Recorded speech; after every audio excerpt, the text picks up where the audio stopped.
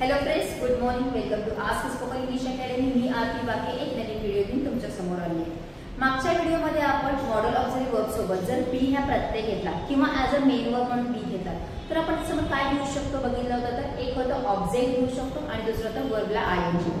आताच्या व्हिडिओमध्ये आपण बघणार आहे जर बी नंतर ऑब्जेक्ट यूज करायचे असेल तर ते सेंटेन्सेस कसे होतील. मॉडेल ऑक्झिलरी वर्ब ऑलरेडी आपण बघितले वेगवेगळ्या प्रकारचे मॉडेल ऑक्झिलरी वर्ब्स आहेत. त्या प्रत्येकाचा वेगळा अर्थ आहे आणि तो वेगळ्या ठिकाणी वेगळ्या अर्थाने वापरला जातो. ज्याच्यामध्ये आपले मूड, त्याच्यानंतर ऑब्लिगेटरी थिंग्स, त्याच्यानंतर purpose, suggestion, advice, necessity things, obligatory things, त्याच्यानंतर ॲबिलिटी, अशा वेगवेगळ्या प्रकारचे काय आहेत आपले मूड्स आपण त्याच्यामध्ये एक्सप्लेन करत असतो.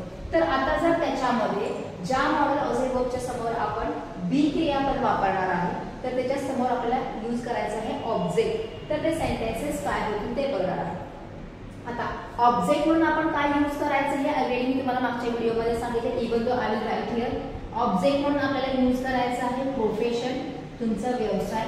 Then to tell your physical condition, तुमची शारीरिक अवस्था तुम्ही ह्याच्यामध्ये मेन्शन करू शकता. Same you can take your mental condition. Then you can mention age, weight, height, size or shape, relation, even you can tell the place. place सांगत असताना त्याच्यासोबत कंपल्सरी आपल्याला काय लागणार आहे, प्रीपोजिशन लागणार आहे. ऑलरेडी आपण टू बी फॉर्म सोबत म्हणजे am are, was, will, shall be, will be सोबत हे काय करतो, शब्द यूज करतो ॲज अ ऑब्जेक्ट म्हणून याचा वापर केला जातो. आणि हा जो शेवटचा टॉपिक आहे, पॉइंट आहे, तो आपण ॲज अ कॉम्प्लिमेंट म्हणून यूज करतो. सब्जेक्ट म्हणजे काय, ऑब्जेक्ट म्हणजे काय, वर्ब म्हणजे काय, कॉम्प्लिमेंट म्हणजे काय, याचे आपण सेपरेट व्हिडिओज ऑलरेडी बघितलेले आहेत. जर विसरला असेल किंवा माहित नसेल की हा अशाही काही प्रकारचे व्हिडिओज असतात तर तुम्ही मागे जावा.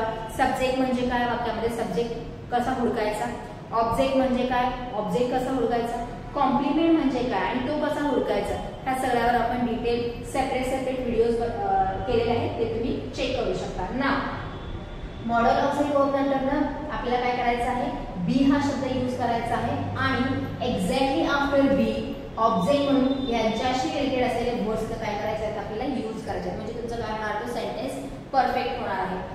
इथे मॉडेल ऑक्झिलरी वर्ब नंतर मेन वर्ब म्हणून go, come, run, eat, study, collect, can, त्याच्यानंतर कॅन्सल हे जे क्रियापद आहेत ते कोणतेही क्रियापद घ्यायचे नाहीये. डायरेक्टली आपल्याला घ्यायचं आहे be. Be is also a main verb. Be म्हणजे असणे. तोच शब्द तुम्हाला काय करायचा आहे, यूज करायचा आहे. दुसरे कोणतेही वर्ब वापरायचे नाही, फक्त बी यूज करायचे आहे. आणि आफ्टर बी ऑब्जेक्ट म्हणून रिलेटेड टू दीज वर्ड्स तुम्हाला काय करायचे आहेत, वर्ड्स वापरायचे आहेत. For example already I have written here, he should be there at any cost. आता देअर हे काय आहे, जागा सांगितलेली आहे. त्याच्यानंतर I would be late today. Late हे काय आहे, तुमची स्थिती सांगितलेली आहे. You should be careful when you cross the road. इथं अगेन तुमची काय सांगितलेली आहे, मानसिक स्थिती सांगितलेली आहे. It would be a difficult task for these people. Difficult task. They could be at the library at this time. At the library place सांगितलेला आहे.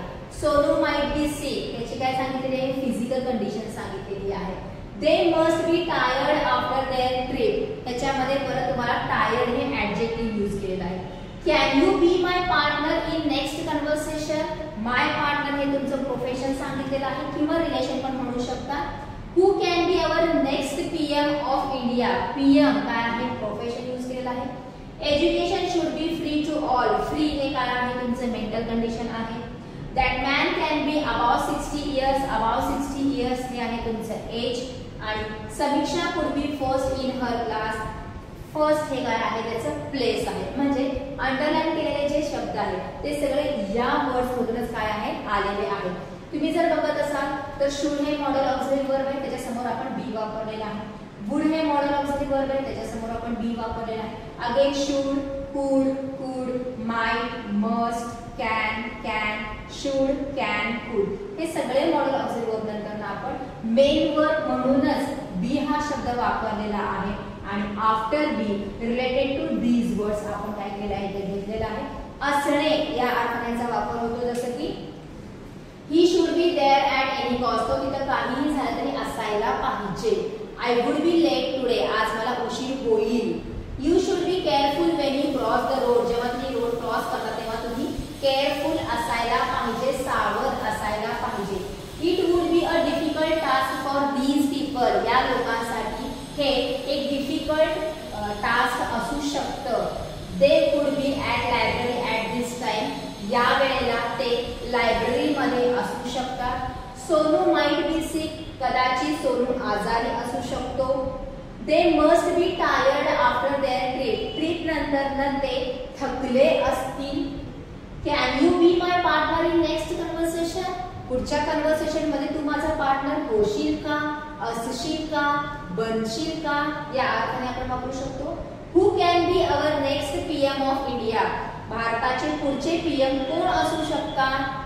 Education should be free to all. सगळ्यांसाठी शिक्षण फ्री असायला पाहिजे. आणि that man can be about 60 years. तो माणूस 60 वर्षाचा असायला पाहिजे. Samiksha could be first in her class. ती समीक्षा तिच्या क्लासमध्ये पहिली असायला पाहिजे. जर प्रत्येक मराठीचं एंड बघत असेल तर असण्याशी रिलेटेड आहेत. असायला पाहिजे, असला पाहिजे, असू शकतो, या अर्थाने हे काय होणार आहे, अर्थ होणार आहे. फक्त तुमचा जो शब्द आहे त्याप्रमाणे त्याला असणे हा शब्द जॉईन होणार आहे. म्हणजे मॉडल ऑक्झिलरी वर्ब सोबत आपण फक्त मेन वर्बच वापरतो असं नाहीये. जसे की आपण लिस्ट बघितली होती 4000 क्रियापदाची, तेच यायला पाहिजे असं नाही. बी हे जरी क्रियापद आपण वापरलं तरी सुद्धा छान छान सेंटेन्सेस करू शकतो.